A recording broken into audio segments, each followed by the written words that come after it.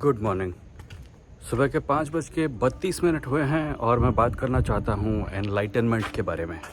और मैं एनलाइटनमेंट के बारे में बात करना चाहता हूँ इसलिए क्योंकि उसे हमेशा हमारे सामने एक एग्ज़ाम्पल बनाकर रखा जाता है।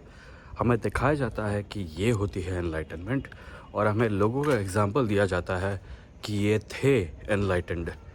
मैं नहीं जानता कि एनलाइटनमेंट असल में होती क्या है और मुझे नहीं पता किसी भी ऐसे व्यक्ति के बारे में जो बता सकता है कि एनलाइटनमेंट असल में होती क्या है।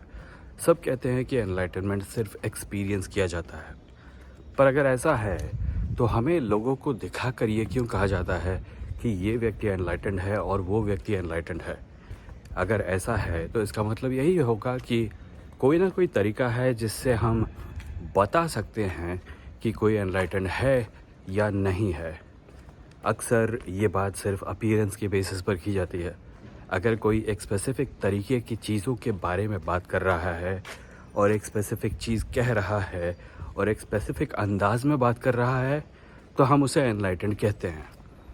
मेरा पॉइंट वो नहीं है। What I want to talk about is the nature of enlightenment. क्योंकि जब भी कोई व्यक्ति दिखाया जाता है और कहा जाता है कि ये एनलाइटेंड है तो एक तरह की परमानेंट स्टेटस दे दी जाती है, जैसे कि ये ग्रेजुएट है या ये पीएचडी है। एज इफ़ एनलाइटनमेंट किसी रेस के अंत में मिलने वाली ट्रॉफ़ी है। एज इफ़ एनलाइटनमेंट कोई ऐसी चीज़ है जो एक बार मिल जाती है तो वापस नहीं जाती है। मैं उसके बारे में बात करना चाहता हूँ। क्या एनलाइटनमेंट टेम्पररी हो सकती है? एनलाइटनमेंट को अक्सर डिस्क्राइब किया जाता है एक अंडरस्टैंडिंग के रूप में, एक स्टेट ऑफ नॉलेज के रूप में। कोई चीज़ जान लेना, कोई चीज़ समझ लेना, ये परमानेंट हो सकता है। एक बार आपको कोई समझ में आ गई चीज़ तो वो वापस नहीं जाती। पर एनलाइटनमेंट का डेफिनेशन सिर्फ वो नहीं है। एनलाइटनमेंट का मतलब एक वे ऑफ बीइंग भी होता है। यानी कि आपको एक चीज़ समझ में आ गई, अब आप उस हिसाब से जीते हैं और वो टेम्पररी हो सकता है। कुछ समय पहले मैं किसी का इंटरव्यू देख रहा था जहाँ उनसे पूछा गया कि आप जीवन में बैलेंस कैसे मेंटेन करते हैं, और उन्होंने कहा कि बैलेंस कोई रेस के अंत में मिलने वाली चीज़ नहीं है। बैलेंस के लिए हर रोज़ कोशिश करनी पड़ती है, हर रोज़ उसको मेंटेन करने की कोशिश करनी पड़ती है। और ये सुन के मुझे लगा कि अगर बैलेंस एक ऐसी चीज़ है जिसके दो एस्पेक्ट हैं, बैलेंस क्या है इसको समझना और फिर बैलेंस्ड ज़िंदगी जीना, तो क्या एनलाइटनमेंट के बारे में ये सच नहीं हो सकता कि इसके लिए भी हर रोज़ कोशिश करनी पड़ती है? हम एनलाइटनमेंट को एक परमानेंट फिक्सचर के रूप में क्यों देखते हैं? याद करके देखिए, आपको जब भी किसी व्यक्ति की तस्वीर दिखाई गई है और कहा गया है कि ये एनलाइटेंड हैं, तो उनको एक पर्टिकुलर पोज़ में, एक पर्टिकुलर मुद्रा के साथ, एक पर्टिकुलर एक्सप्रेशन के साथ दिखाया गया है। ये ऑब्वियसली एक आर्टिस्टिक रिप्रेजेंटेशन है, पर यह आर्टिस्टिक रिप्रेजेंटेशन एक इफ़ेक्ट हासिल करता है जो मुझे लगता है हेल्दी नहीं है। क्योंकि ये हमसे कहता है कि एनलाइटनमेंट एक परमानेंट चीज़ है। ये एनलाइटनमेंट की एक फ़ोटो लेकर हमें दिखा देता है और कहता है कि ये देखो, ऐसे होते हैं एनलाइटेंड लोग।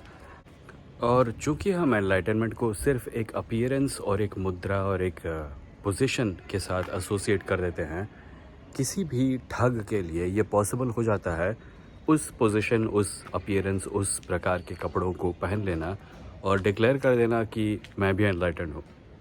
और जहाँ तक बोलने की बात है, उसे बस उन लोगों की कही चीज़ों को रिपीट करना होता है जो किसी युग में माने जाते थे एनलाइटेंड। अगर कोई इंसान किसी चीज़ को समझने के बाद भूल सकता है, तो शायद एनलाइटेंड व्यक्ति भी ये भूल सकता है कि उसने एनलाइटेंड होकर क्या समझा था।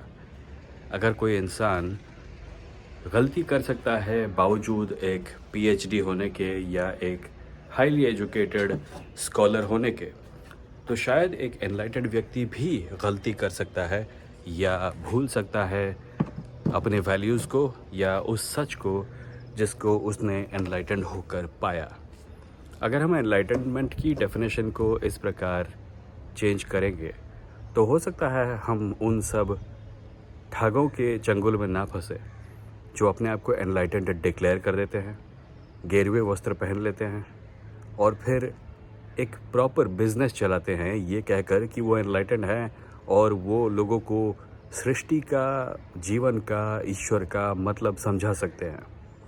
मैं नहीं जानता कि एनलाइटनमेंट क्या होती है, पर अगर आप एनलाइटनमेंट में विश्वास करते हैं और अगर आप मानते हैं कि एनलाइटनमेंट होना पॉसिबल है, तो शायद आपको इस बात से थोड़ा बहुत फ़र्क पड़ना चाहिए कि एनलाइटनमेंट के नाम पर लोग क्या क्या करते फिरते हैं।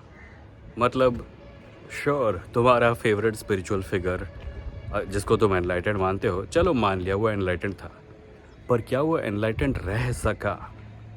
क्या उसने एनलाइटनमेंट को पकड़ कर अपने पास रखा, या वो भूल गया कि एनलाइटनमेंट का मतलब क्या होता है?